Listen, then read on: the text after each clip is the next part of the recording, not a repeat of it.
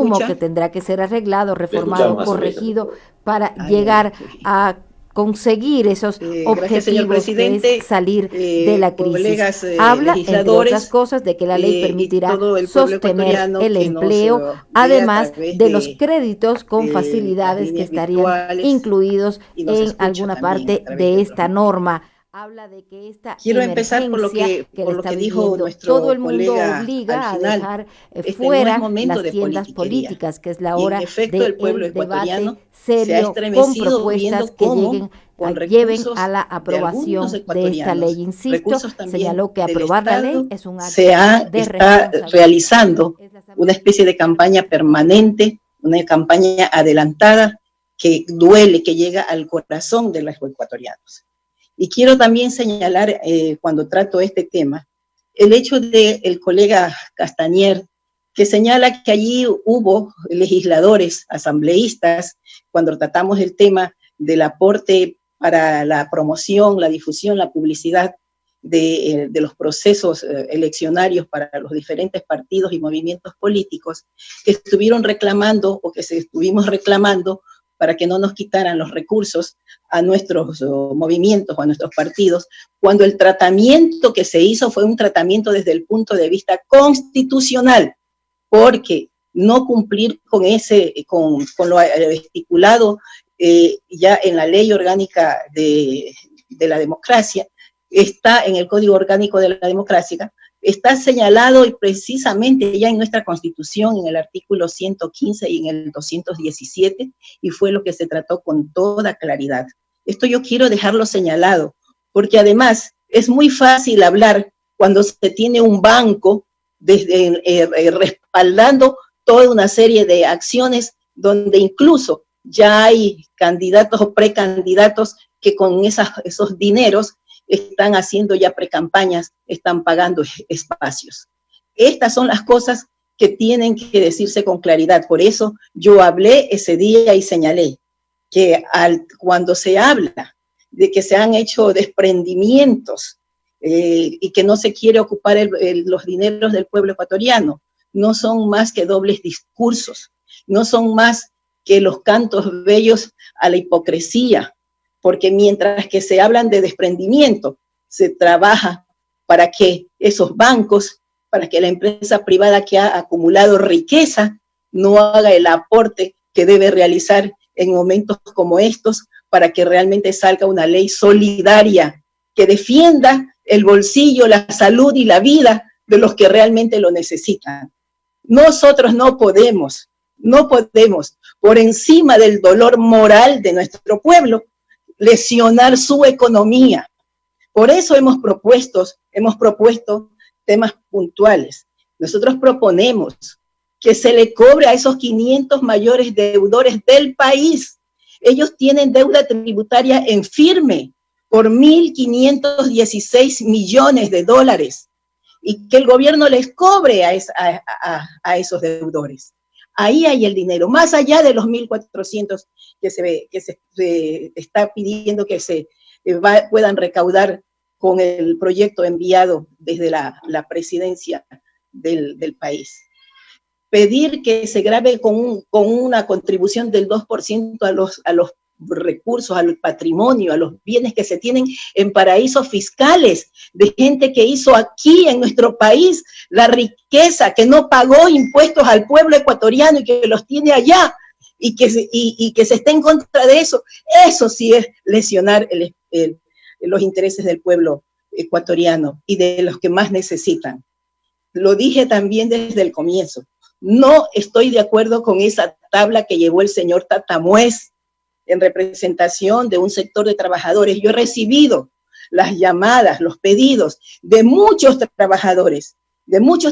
y servidores públicos que han señalado que no están de acuerdo con esa posición y que no se sienten realmente representados en esa posición. Y que parte del valor de la canasta básica. Es decir, la canasta básica y los trabajadores, los servidores y las servidoras públicas, no solamente para alimentarse básicamente. ¿Y quién paga la cuenta de la renta del departamento, de la vivienda, la escuela, el colegio, el transporte. Por eso nosotros hemos considerado que a la canasta básica debe sumársele al menos un básico unificado para que a partir de eso, solidariamente los trabajadores y servidores públicos aporten de una manera gradual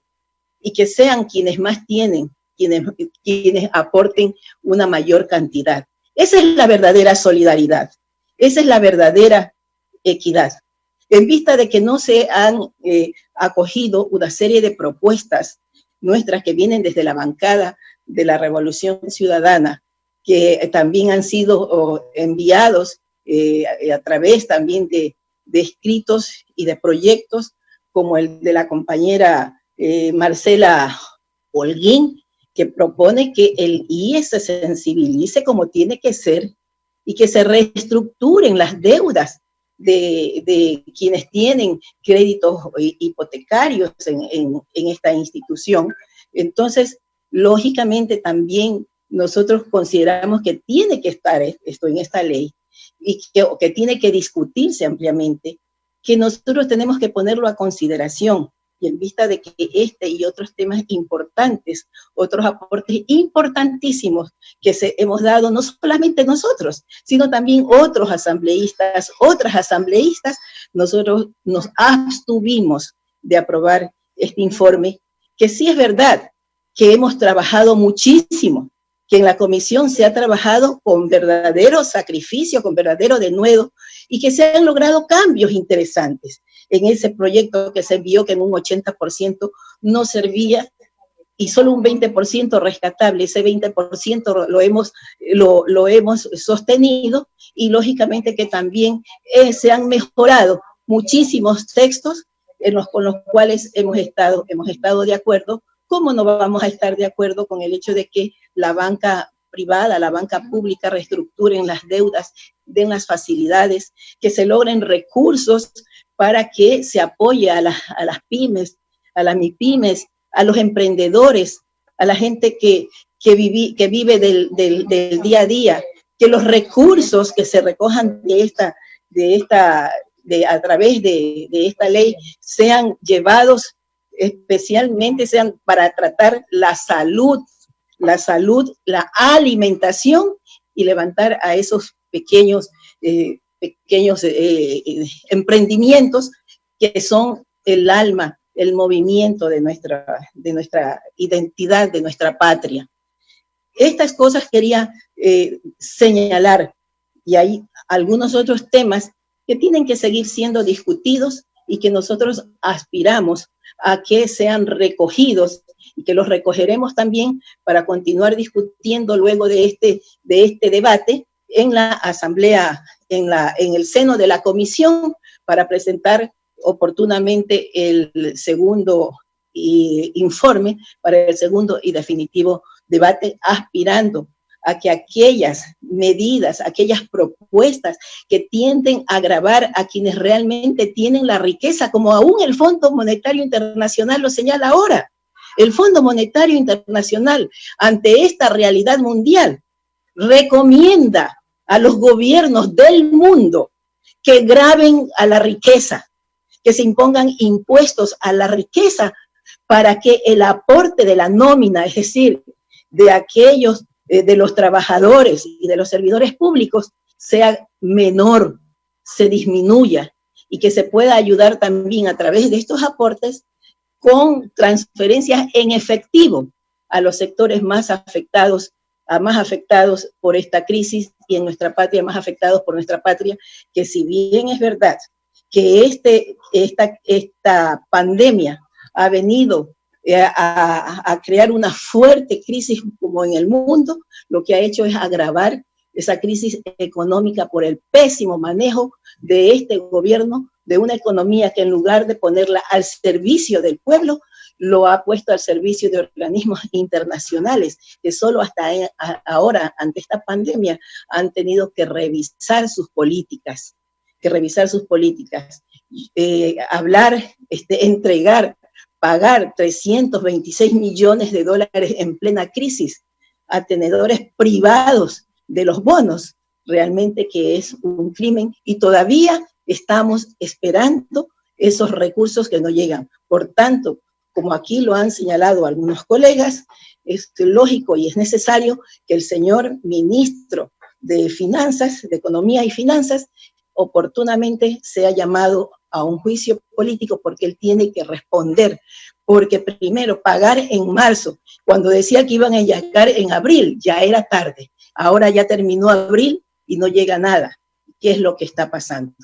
La bancada de la Revolución Ciudadana siempre ha puesto por encima de cualquier interés el ser humano, primero el ser humano, y no se diga cuando se trata de salud y de la vida, de la salud y la vida de ese ser humano. Y estamos dispuestos en la misma línea que hemos seguido, de contribuir para que salga una ley que beneficie realmente en lo que más pueda al pueblo ecuatoriano, que no es la solución, es la panacea para solucionar el grave problema que tenemos. Que no se nos venga a endilgar a la Asamblea Nacional que si aprobamos o no aprobamos esta ley, seremos los responsables de que no se cumpla con el pueblo ecuatoriano, cuando vemos que ese pésimo manejo de esta crisis sanitaria y el manejo económico de la mano nos tienen como uno de los peores ejemplos en tratar este tema ante el concierto internacional. Gracias, señor presidente, y gracias a los colegas que me han escuchado. La asambleísta Carmen Rivadeneira precisó que es necesario mejorar la tabla de cotizaciones ciudadanas